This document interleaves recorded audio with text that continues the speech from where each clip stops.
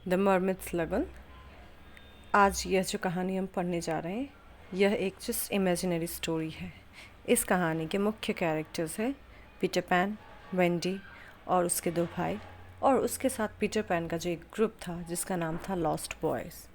ये पैराग्राफ बोलती है, यदि आप अपनी आंखें बंद कर ले और आप भाग्यशाली है तो आप कभी कभी अंधेरे में लटके हुए सुंदर पीले रंग के आकारहीन तालाब को देख सकते हैं। फिर यदि आप अपनी आँखों को और कसकर बंद कर ले तो तालाब आकार लेने लगता है और रंग इतना चमकीला हो जाता है कि फिर एक बार फिर से दबाने पर उसमें आग लग जाती है। लेकिन आग लगने से ठीक पहले आप लोग उनको देखते हैं। यह मुख्य भूमि पर सबसे निकट है और एक हेवनली मोमेंट यदि अगर ये दो हो जाती तो आप सर्फ को देख सकते और मरमेड के गाना को सुन सकते। अक्सर बच्चे गर्मियों के लंबे दिन इस लगुन में तैरते हुए बिताते थे। ज़्यादातर समय पानी में तैरते रहते थे, पानी में जल परियों के खेल खेलते थे और इसी तरह से दूसरे काम करते थे। आपको इसे यह देखकर नहीं सोचना चाहिए कि जल परी सबके साथ दोस्ताना संबंध रखती थी। इसके विपरीत थे। यह वेंडी के सबसे बड़ी अफसोस की बात थी कि वह जब तक उस आइलैंड पे थी वो कभी भी जल परी के साथ अच्छे ढंग से बात नहीं की। जब वह धीरे से लगुन के किनारे की ओर जाती थी तो वह उन्हें देख लेती थी, विशेष रूप से मॉर्नस रॉक पे। वहाँ वो धूप सेकने के लिए आलसी तरीके से अपने बालों को कंघी करते हुए, जिससे वह काफ़ी चिढ़ जाती थी, या वह शायद उसकी एक गज के भीतर तक दबे पांव तैरती थी। लेकिन फिर उन्होंने वेंडी को वहाँ देखा तो वो क्या करती है, छलांग लगा के गोला लगाना शुरू कर देती है, डाइव करती है और स्प्लैश करते हुए उस पर वेंडी को देखते हैं वो पानी के अंदर डाइव कर जाती है और स्प्लैश करने लगते हैं। ये नहीं कि गलती से हुआ, बल्कि वो लोग जानबूझ के किया करते थे। ऐसा नहीं था कि वो लोग सारे लड़कों के साथ एक जैसा व्यवहार करते थे, लेकिन पीटर को छोड़ के, वो जो पीटर हमेशा उनके साथ एक एक घंटा बात करता था मॉर्नस रॉक पे, और जैसे ही वो लोग उसके साथ बदमाशी करने के लिए सोचते तो पीटर क्या करता था, उनके पूंछ पे बैठ जाता था और उनमें से किसी एक का कंघी वो वेंडी को दे देता है। मॉर्नस को चांद ढलने के समय देखना सबसे भयानक समय होता है, जब वे अजीब तरह की चीखें निकालते हैं। लेकिन मॉर्नस लगुन मनुष्य के लिए खतरनाक है। शाम तक के समय में हमें यह बताना नहीं पड़ता है कि वेंडी ने कभी भी चांदनी रात में लगुन को नहीं देखा था, क्योंकि निश्चय रूप से उसको पीटर साथ तो देता ही, लेकिन वो अपने नियम के सख्त नियम थे, जिससे कि वो 7 बजे तक बिस्तर पर चले जाए। वो अक्सर लगुन में होती थी, लेकिन बारिश के बाद धूप वाले दिनों में जब जल परियां असाधारण संख्या में अपने बुलबुले के साथ खेलने के लिए आती है। इंद्रधनुष के पानी में बने कई रंगों के बुलबुले वे गेंदों को संभालते हैं, अपनी पूंछे से उन्हें एक दूसरे की पर खुशी से मारते हैं और फटने तक उन्हें इंद्रधनुष में रखने की कोशिश करते हैं। लक्ष्य इंद्रधनुष के प्रत्येक छोर पर है और रखवाले को केवल अपने हाथों का उपयोग करने का अनुमति था। कभी कभी सैकड़ों जलपरियां एक साथ लगुन में खेलती है और यह काफ़ी सुंदर दृश्य होता है। बच्चे वो देखकर उनके साथ खेलने के लिए आते थे। सारे के सारे मरमिड्स वहाँ से गायब हो जाते थे।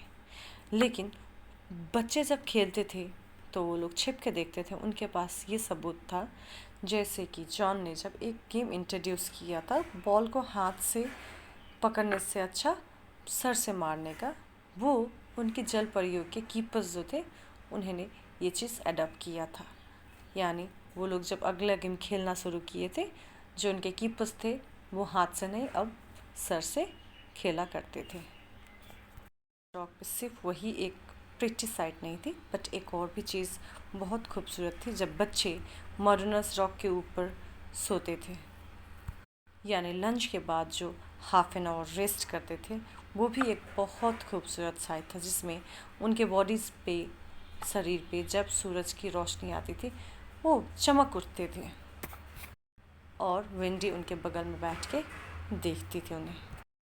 ये दिन जब बच्चे मॉडर्नस रॉक पे सो रहे होते हैं, उनका जो मॉडर्नस रॉक था वो इतना बड़ा भी नहीं था कि उनका एक बड़ा सा बेड आ जाए, बट हाँ बच्चे को इतना पता था कि किसको कितनी जगह लेनी चाहिए। और वो लोग क्या करते थे, जैसे ही वेंडी सिलाई में बिज़ी हो जाती थी, वो लोग एक दूसरे को पिंच करना यानी चीटी काटना शुरू कर देते थे।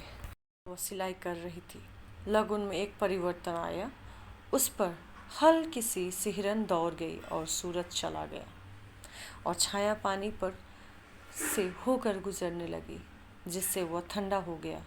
वेंडी अब अपनी सिलाई में धागा डालने के लिए कुछ नहीं देख पा रही थी और जब उसने लगन की ओर देखा, जो अब तक हमेशा एक हंसी मजाक वाली जगह थी, वह भयानक और अप्रिय लग रही थी। जानती थी कि रात नहीं आई थी, बल्कि रात जैसी काली चीज़ आई थी, नहीं उससे भी भयानक। वह नहीं आई थी, लेकिन उसने समुद्र में एक सिहरन भेज दी थी जो यह बता रही थी कि वह आ रहा है। वह क्या था? उस सभी कहानियों के बारे में जो उससे बताई गई थी मॉडर्नस रॉक के बारे में, यानी दुष्ट कप्तान बन गए नाविकों को उस पर डाल दिया और उसने डूबने के लिए छोड़ दिया। जब ज़्यादा बार है तो वो डूब जाते थे, क्योंकि तब यह मॉडर्नस रॉक भी डूब जाता है। तक उसे बच्चों को तुरंत जगा देना चाहिए, ना सिर्फ इसलिए कि अनजान व्यक्ति उसकी ओर आ रहा था, बल्कि इसलिए भी जब उसने उसके लिए ठंडी चट्टान पर सोना अच्छा नहीं था। लेकिन वह एक युवा माँ थी और उसे यह नहीं पता था। उसने सोचा कि दोपहर के भोजन के लगभग आधे घंटे बाद आपको अपने नियम तक टिके रहना चाहिए। इसीलिए उसे लगा कि डर उससे घेर रहा है और वह मेल वॉइस सुनना चाहती थी, इसीलिए वह उसने नहीं जगाई। यहाँ तक कि जब उसने अपने दिल की आवाज़ सुनी तो उसने उन्हें नहीं जगाया। वह उन्हें उनके ऊपर खड़ी हो गई ताकि वो सो सके। क्या यह वेंडी के लिए बहादुरी नहीं थी? और जब मॉडर्नस रॉक के ऊपर खड़ी हो गई तो वो ये भी देख रही थी कि उनके ओर कोई अनजान व्यक्ति आ तो नहीं रहा है। लोगों के लिए यह अच्छी बात थी कि उनमें से ऐसा भी था जो नींद में भी खतरे को सूंघ सकता था। पीटर एकदम कुत्ते की तरह सीधा होकर जाग उठा और एक चेतावनी भरी चीख में उसने बाकी बच्चों को जगा दिया। वह एक हाथ कान पर रख के बिना हिले खड़ा हो गया। उसने चिल्लाया, समुद्री डाकू। दूसरा उसके करीब आया। उसके चेहरे पर एक अजीब सी मुस्कान खेल रही थी और वह वेंडी ने देख लिया और जैसे ही वह देखी वो कांप उठी। जब तक उसके चेहरे पर वह मुस्कान थी, किसी ने उससे बात करने की हिम्मत नहीं की। वे सभी बस आज्ञा मानने के लिए तैयार खड़े हो सकते थे। आदेश तीखा और जल्दी था। गोता लगाओ, यानी डाइव। पैरों की चमक थी और तुरंत लगन सुनसान लगने लगा। मॉडर्नस रॉक एकदम अब पानी में अकेला खड़ा था, मानो वह खुद भी डूब गया हो और यह जगह किसी इंसान के रहने लायक नहीं है।